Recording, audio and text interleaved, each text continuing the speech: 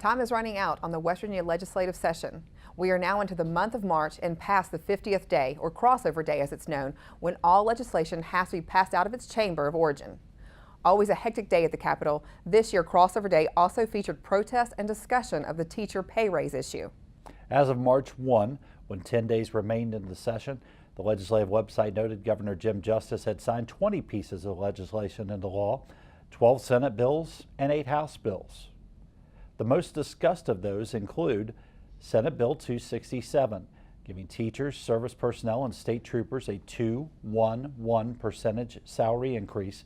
However, that issue is being readdressed by House Bill 4145, which gives a 3.2% increase. Other notable bills signed by the governor include Senate Bill 263, eliminating state film tax credits.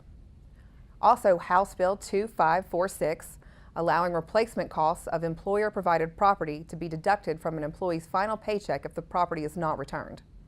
In the West Virginia House of Delegates, 175 bills have advanced on to the Senate for further consideration. That list includes those bills that have completed the legislative process. Notable House bills include House Bill 4187, the Business Liability Protection Act, requiring private businesses to allow employees and visitors to have guns and vehicles parked on the employer's private property. House Bill 4035, creating a legislative coalition to study and report to the legislature on the issue of palliative care in the Mountain State. House Bill 2655, defining and establishing the crime of cyberbullying. House Bill 2696, developing a program for commercial sponsorship of rest areas in West Virginia. House Bill 4002, establishing 100 single-member delegate districts after completion of the 2020 United States Census. House Bill 4005, making court appeals to the Supreme Court a right. House Bill 4014, reorganizing the West Virginia Department of Health and Human Resources. House Bill 4268, Co-Tenancy Modernization and Majority Protection Act, which, among other items, reduces the number of agreeable owners needed for leasing on a tract of land from 100 to 75%. House Bill 4345, which increases the number of permits that may be issued for medical cannabis growers, processors, and dispensaries of medical cannabis. This bill also permits a grower to be a processor and dispensary. House Bill 4424 applies the West Virginia Ethics Act to volunteers providing services without pay to state elected officials.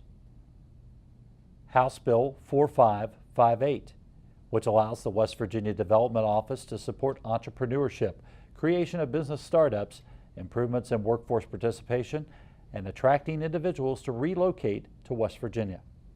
In the West Virginia Senate, 229 bills have advanced to the House. Notable bills include Senate Bill 284, which allows for free community college tuition with certain requirements. Senate Bill 360, which would eliminate post-production expenses such as transportation or severance taxes from royalty owners' checks. Senate Bill 415, permitting wagering on certain professional or collegiate sports events authorized as West Virginia Lottery sports wagering activities.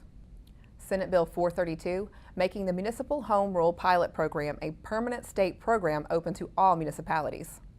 Senate Bill 341, the West Virginia Appellate Reorganization Act of 2018, which creates the Intermediate Court of Appeals. Senate Bill 494, which would consider members of state teachers' retirement systems absent while serving as an officer with a statewide professional education association. This bill would, in effect, remove educators who are serving as union leaders from the retirement system during their tenure working in the union. Senate Bill 595, creating the Protect Our Right to Unite Act, which prohibits governmental bodies from requesting member information from nonprofit associations. A total of 62 resolutions have completed legislative action.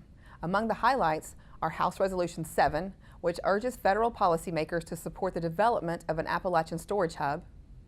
House Joint Resolution 103, calling for an amendment to start electing members of the West Virginia Board of Education. Senate Joint Resolution 3, the Judicial Budget Oversight Amendment, which addresses the state Supreme Court budget. and Senate Joint Resolution 12, which would require a statewide vote to amend the West Virginia Constitution, clarifying that there is no constitutional right to abortion. And Betsy, with just days left in the session, legislators certainly have a lot to consider. Talk at the state capitol in these final days is that the teacher strike has sucked much of the air out of the building throughout the 60-day session, and legislation did not move at its normal pace. And you know, Tom, others said some legislation was held in committee longer to avoid floor discussion when the focus was on finding funds for teacher salary increases. And while many bills are considered dead, we must remember other bills are considered as potential vehicles to resurrect those dead bills.